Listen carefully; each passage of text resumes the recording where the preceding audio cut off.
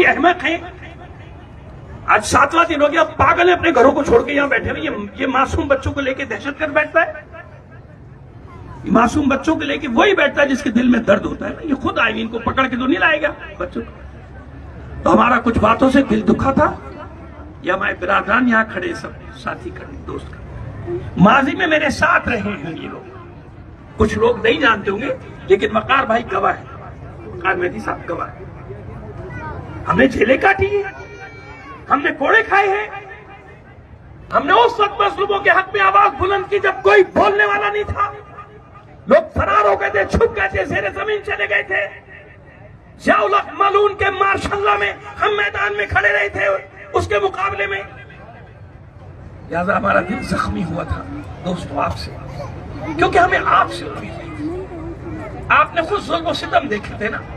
आप बार बार उनकी तकरार भी करते, बेटा मुझे बात करने दो, आप बार बार उनकी बात भी करते ना। हमें आपसे तवक्को थोड़ी थी।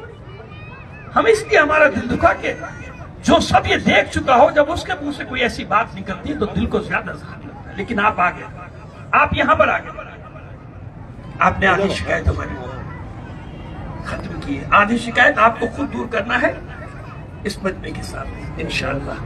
तो मैं आपसे ये मीटिंग करेंगे, उसके बाद आके जी चले, ठीक है।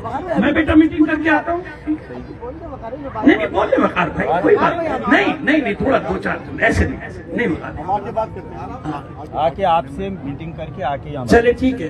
वो मेरे साथ मीटिंग करके आते हैं बेटा, फिर बात हो, ठीक है। और मैंने आपसे कहा कि कोई आपसे बात ढकी छुपी नहीं। मैं रात की तारीकी में मीटिंगें करने वाला आदमी बेशक बेशक ऐसे ही नहीं। अल्हम्दुलिल्लाह, खुदा का शुक्र, अल्लाह मुझे उससे पहले मौत दे दे जब मैं आपसे किए हुए कमिटमेंट की मुखालिफत करूं। इससे बड़ी बात मैं नहीं कर सकता। जज़ाकुमुल्लाह खैरन जज़ा। माशाअल्लाह, जज़ाकल्लाह। हम